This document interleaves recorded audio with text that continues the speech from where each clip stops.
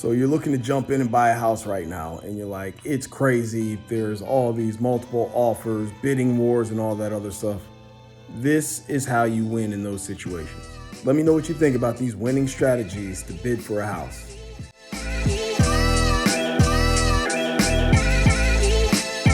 Bidding war real estate, how to bid on a house.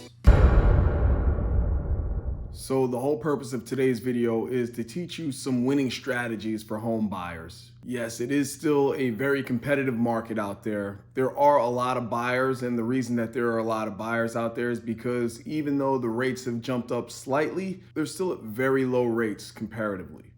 There is very low inventory, so there is a huge advantage to the sellers. But in this video, what we're going to talk about is how you as a buyer can go in and utilize some of these strategies to get the winning bid for that next house. Oh yeah, and I forgot to mention, at the end there is a bonus strategy, so make sure you stay tuned to the end to see what that bonus is.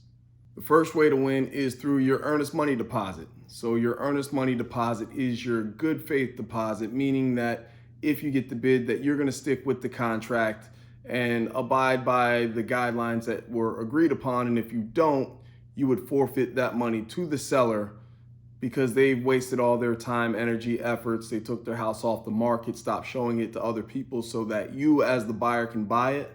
If you renege on that, then they get to keep that money because they lost time with the house on the market. You know, as we sit here and we talk about earnest money deposit, like what can you do with that?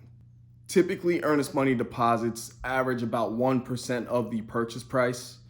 So if you're buying a $300,000 house, typically people put down a $3,000 earnest money deposit. If you're serious and you want to win this bid, the thing that I would recommend is to go higher than that 1%. Show them that you're very serious. Make it an offer that stands out from the rest. And really, at the end of the day, your earnest money deposit, it's really just a down payment on your down payment, if that makes any sense. The second way to win a bid is through your recordation and transfer tax fees. Typically, they are split 50-50 or some combination between the buyer and the seller, but usually they're split. In the grand scheme of things, these typically average about 1.5% of the purchase price. So if you want that winning bid, one thing that you can do to make your offer stand out is offer to pay the whole thing. Now, once again, you have to have the funds and all that other stuff lined up to do that. But if that's within your wheelhouse, that is another strategy that helps win bids in this highly competitive market. The third way to win is through the appraisal gap. In this crazy market, prices have gone up and up and up, especially when you get into multiple offer situations. So if that is the case, one of the things that people are worried about or concerned about, and they should be, is the appraisal, right? So if you offer above asking price or the home was listed above what, market value in that neighborhood is based on what the appraisal thinks, there could be a little discrepancy if you agree to one price and then the appraisal comes in below that price. So that has been one of those contingencies that, really crushes deals. Usually what happens, the lender will only finance up to that appraisal value. So if you agreed on a price that's here and the appraisal comes in here, that huge gap there in between, that needs to be made up somehow, some way. So you can either renegotiate the contract and say like, hey, let's renegotiate this price down to what the appraisal price is, which is not typically what a lot of sellers would like to do. They would much rather just say, no, we'll cancel the contract. I'll get somebody else that has more money that can get in here and make up the difference.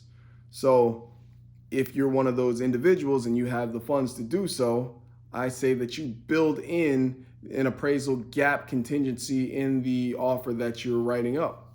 Let them know upfront in an addendum that you are looking to buy this house, and if need be, that you will put in some money to kind of close that appraisal gap. Once again, doing something a little bit different that makes your offer stand out from others. Ah, yes, the good old bonus. Good old bonus strategy here. Now, this one it's a little riskier. I have not personally done this one. I've heard of other people doing this, and I've seen it on the other side of things, being on the listing side.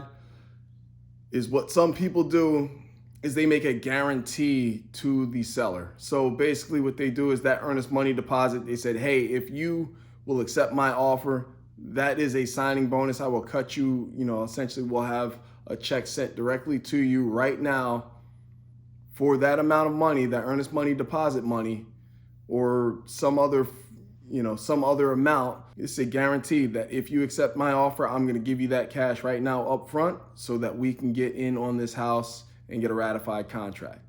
I have seen it from the other side of things. It is a pretty effective tactic, if you will, pretty effective strategy for bidding wars and all that other stuff. If you can kind of promise them a little bit of money up front, it makes your offer stand out.